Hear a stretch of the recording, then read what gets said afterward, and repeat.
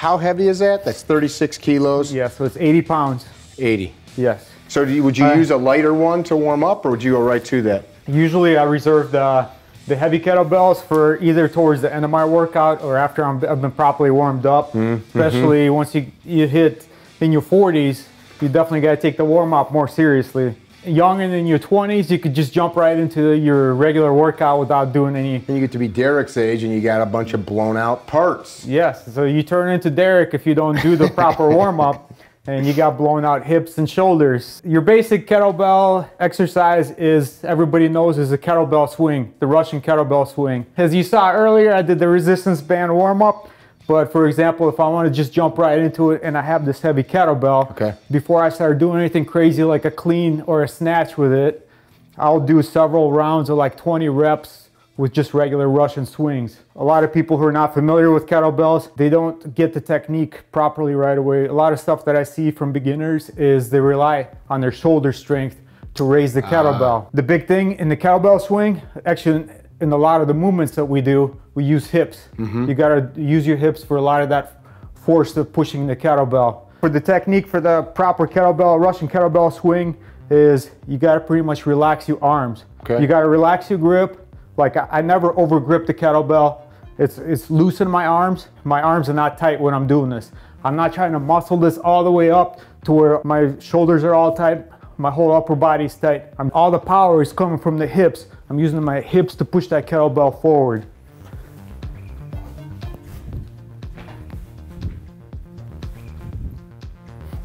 So as you can see, I'm just using my hips to push it up, and my grip is, I'm not over gripping the kettlebell. What's your breathing cycle look like while you're doing that? Usually exhale on the way down. Let me try it. So,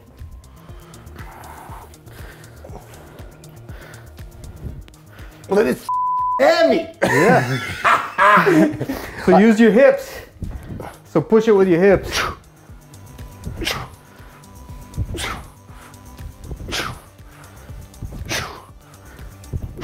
Yeah, that's no joke. What's the biggest one that you've ever worked with? 48 kilo. Okay. 106 pounds. Yeah, you really gotta actually, if you're not actuating the hips, and I'm a fairly light guy, 185 pounds, like, you're not gonna throw that out with your arms. No, you really, if you're doing this improperly, you're gonna feel it right away. Like I see a lot of people doing the stiff arm. That's another thing.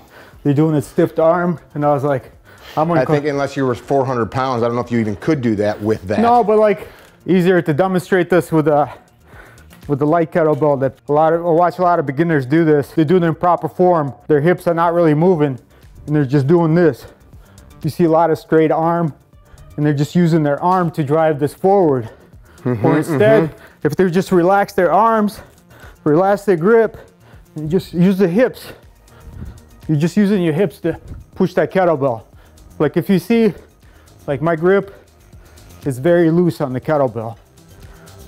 And that's when you start working your way into doing single kettlebell stuff. When you say single, you mean single-handed? When you do your single kettlebell swing, you start with your just two-handed movements on single kettlebell. And then once you start figuring out all these movements down, and if you want to start challenging yourself, in order to do that, you turn these into single hand kettlebell movements. I'll demonstrate just your single kettlebell swing, and I'll just alternate between my hands. We'll apply the same technique. You just got to use your hips to drive the kettlebell forward. So as you can see, my arms are pretty much relaxed, and I'm gripping the kettlebell just enough to where I'm not losing the kettlebell. And as you can see, I'm also turning my wrist in when I'm doing this.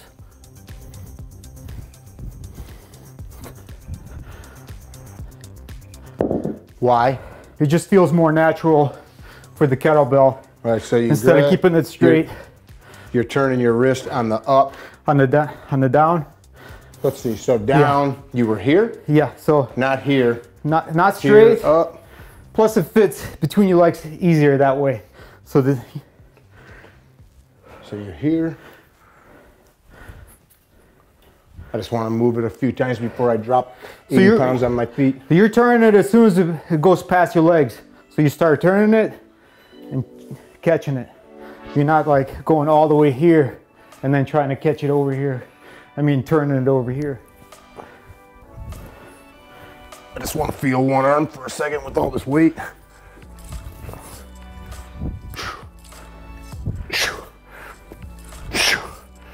I feel. Yeah, you feel that now? Yeah. It feels more natural. Yeah. You look like a total pussy, but when you're holding it, that's heavy. I'll try it again. I'll let you get another set in there. Yeah, the turning makes sense now. So the next your basic kettlebell movement is a kettlebell clean, which a lot of beginners also have a hard time understanding how I'm not banging up my forearm. So a lot of the questions I get on social media is, how are you not banging up your forearm? Yeah, it's like, I did this and now my whole arm is wrecked. I don't know how you do this. I think I broke a watch like that once. And that's another thing, because people are like, why are you wearing a heart rate monitor? Well, because if you wear a watch, you're gonna learn a quick lesson when you slam that 36 kilo kettlebell on top of your watch. And that's gonna hurt like hell, and you're gonna break your watch. So yeah, the kettlebell clean, same stuff applies. Just make sure you're not over gripping, and it's all it comes down to is the turning of the wrist. I gotta use the lighter kettlebell for this, just to show you the improper movement and then the proper movement. So what you see a lot from the beginners is they do this and they let it flip right on top of the wrist. Ouch. And the thing is, they keep their arm too far out. Everything we're doing in kettlebells, you gotta keep the elbow tucked in to close to your body. You're not swinging the kettlebell out and letting it land. Everything goes, you're bringing it up, just like this. Ooh. So what you're doing is you're turning your wrist the last moment before the kettlebell lands. So instead of being out here and letting it land, or instead of just doing this and letting it flop, you're turning your wrist very last moment. It's a turn out. Yes. So all you gotta do is practice it with a lighter weight, and you're going straight up and down. It's not out to here and down, it's up. So you're pretty much raising this kettlebell up, and at the last moment you're dropping the elbow and turning your wrist. So same concept. So you're employing a ton of legs in that. Oh, exactly. So you're driving with your legs up. And my heels don't even have to leave the ground to do this. So yeah. Jeez. Ready for this? Let me just grab this guy for a minute. Okay, so you're here, right? Come up and to rotate here. So if it helps, you place your hand closer to, not in the middle, but closer to the... So like that? Yep. All right. And as we come up, oh, I feel when it's over there, yeah, if you're here, it's hitting the wrist. If I'm here, it kind of walks into that. It's pretty much like rolling it right on. Like, it's hard for me to replicate the bad movement because I've been trying to eliminate that. Yeah, I don't want to replicate a bad movement either. So I want to try it with a little heavier one before I grab that big bitch. Little miniature 55-pounder. So I grab there. Ooh. Tuck your elbow in, tuck your more to your body. So the tuck. Yeah, so it's like this. There you go. No, yes? It's better. And then on the roll out, back down.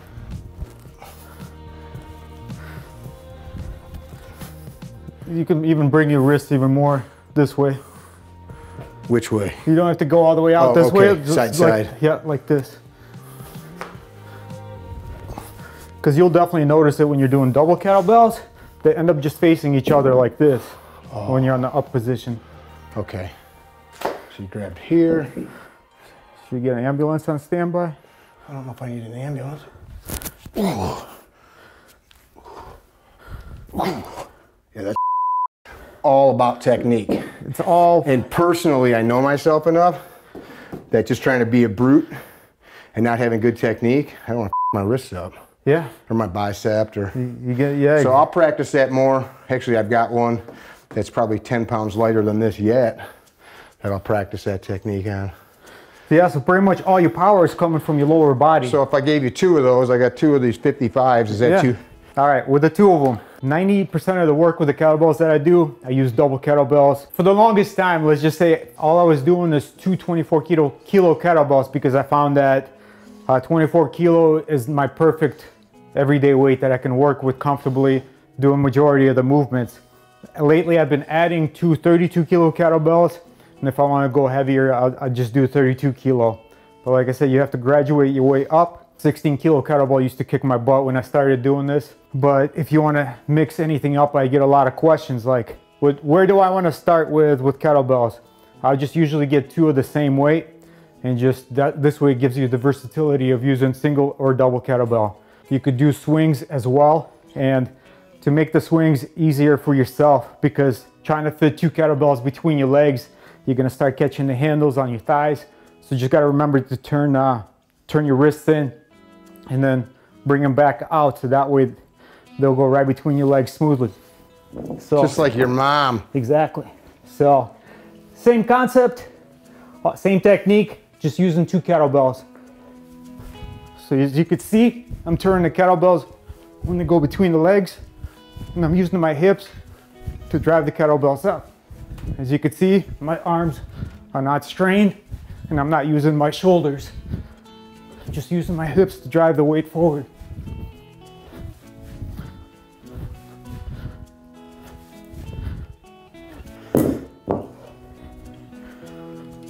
That's cool. So you're a pretty thick guy. You're not like a bodybuilder, but if somebody saw you, they'd be like, oh, that guy works out, right? You got big old guns. How much stuff, like, do you got a bench? Are you doing bench presses? I don't. Like these thick old chicken cutlets, what are you doing to get those? You have to be Russian. I don't own a bench. So what are you doing to build a nice thick chest? Oh, you got to do bench press. You got to. Oh, well. I'm just joking. Good thing that you asked, because you have a same friend, Richard Love, who sells these nice sandbags. You're the one that told me to get that one. Yeah, so it's a perfect bench solution. So I work out of my garage most of the time. All my weight training is in the garage. I don't have a bench. I don't have space for bench, but I do have sandbags. Do you stack a couple of them, don't you? No. I only do a couple if I need extra elevation, if I'm sitting on it. Okay. But I have a 150 pound, I have a 100 pound, I have a 70 pound. But you can use any of those as a replacement for your bench. If you want to work your chest, yeah, I'm a big fan of using sandbags, because this way you're working your core as well, because you're pretty much in a bridge position, but this way you're working your chest and you're working your core at the same time. So same thing, you can do whatever you want. You could do your regular presses, plus it gives you that nice deep movement on the way down. So you could do your regular, you could do this, you could do alternating presses. Well, that's very nice. And if you have lighter kettlebells, you could do flies with it as well. I'm not gonna do it because I'm not that strong, but you could do the fly movement. I think you're strong enough to do flies with those.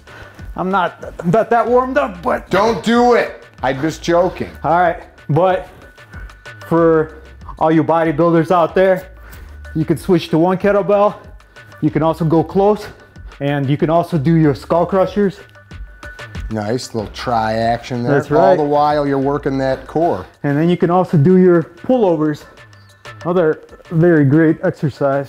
So a lot of times you can, if I'm trying to finish off like a nice arm day, I'll combine all 3 of these movements into one. Where I'll do your skull crushers, I'll do your close grips, and then I'll do the pullovers. So I'll do like 30 reps total for that. And they'll give you a nice arm burn. Let me try that. Let's see, did you pick these up from here? Yeah. What'd you do, just curl them? Just pretty much bring them close, yeah. Do one at a time. So from here you did, how high did you have your pelvis?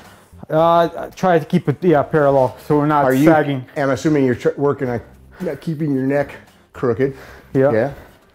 You're pressing just like this? Yep. Yeah, doing flies with these would be pretty intense for a lightly built man like me. I like that. And then what'd you call this one? Did you grab it here? No, you could just rotate it in toward the handle. Nope. Just grab the kettlebell itself. I don't know what to do. Here, watch me right here. Just like this. Thumbs going. I see. So let's see, you were going. Here? Yeah. There you go. And then what'd you do? So then you do your skull crushers. Nope. So just bring the handle just past your head. Try to keep these arms straight. Yeah, and just use the... So you're just isolating the tries there. Yeah. And then you can do the close grip press. Yep, just like that. That'll work your chest. What was the last one? And then you do the pullovers to where you're reaching back. Yeah, there you go. And you gotta bring it into your chest. Low, yeah. How low? All the way. So you just here? Yep, and then press it back out. And all the way down. Let's see, here. Yeah. Up. Gives you a nice chest stretch. Down. You don't have to go up, just go straight down to where it's just clear in your head. Here. Yeah, just like that. Hashtag not a gym rat. That's right. That's cool. And I've watched you do that stuff before. When it's late at night, I'm 6 or 8 beers in on the sofa on your Instagram page, just deep. Thinking about not DMing you, but I've noticed, it's a joke, relax. I noticed that you use the bags, and it's super nice because you don't need to have a bunch of equipment. People always ask, and it's usually misguided people. They're like, can I get big lifting kettlebells? Or you go, what do you think? Yeah. No, in the back, yeah, I shoot up and I do barbell and curls, but... How much HGH do you take? 0. Testosterone? 0. Well, you gotta say that. At your age, you gotta be on all the juices. I got nothing. I'm just joking. No. People ask you that? All the time. I get haters always commenting saying, hey, that I'm on some kind of a juice, and honestly, I don't even know what all that apple shit. Juice. Yeah, exactly. I don't even know what all that shit's called, but when I started lifting. Spoken like a true police officer. I don't even know what they call that stuff. I would, if I retired right now, I'll tell you the same thing. Growing up, I was always scared to try new stuff, especially supplement world. Sure. Back in the 90s, when I was in high school, like creatine became the new greatest thing. Sure. And I was like, I don't know what this crap is. I'm kind of scared. I wouldn't want to try this. I don't know what it's going to do to me long term. But honestly, yeah, creatine is a pretty safe supplement. Very good for you. But it's been good creatine. But it's been over 25 years since it's been out and it's been tested. So yeah. What is your supplement regime? Do you take anything? Vitamins, minerals? So I'll tell you exactly what I take. So when I wake up in the morning, I'll take the vitamins. So your regular multivitamin. I take my vitamin D3 in the wintertime. I'll take my fish oil, and that's it. And for my training, all I take is BCAAs. That's branch chain amino acids. Exactly. So I just use that for hydration. And I don't do protein powders or anything like that. Usually I try to just eat a meal right afterwards. What do you weigh, like 180? 170. 170? Yep. And I've gone down that road before where I need my pre-workout, I need my post-workout shake, I need my pre-bedtime shake, and I just ended up wasting a lot of money, and I was the same size. So it's just not knowing. The supplement industry is all about making money. I'm not against them completely. Obviously, they have their benefits as well. Sure. Just like the creatine, it does have a benefit. But like I said, just BCAAs for hydration. And when I do my long runs, especially when I do go out for a 10K run, I'll do like the element salt or what's that other one? Liquid IV. I'll just usually either slam the entire bottle before I go for a run, or I bring it with me, depending on how hot the day is. Shout out to Mr. Rob Wolf from Element. Yep. So thanks to Rob, because he's a big supporter of law enforcement sends out all that stuff to the department, so I appreciate him for that. And so yeah, to me, main thing is hydration and proper nutrition. How much water do you drink a day, you think? It's on a regular day. Honestly, I don't even count. Anytime I come in the station, I just refill my bottle. So it's just a constant cycle. I just make sure that I'm constantly hydrated because... Nice clear pee. Exactly. So UP will be able to tell right away. And and pre-workout, another big waste of money. And the way I realized it when I started doing MMA training is I was still in my bodybuilding phase. So I brought a pre-workout and I started doing this high cardio kettlebell.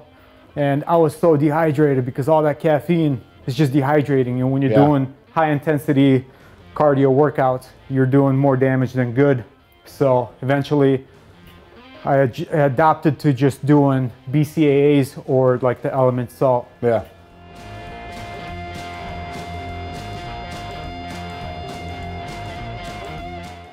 Let's see how your guard passing is. You push it.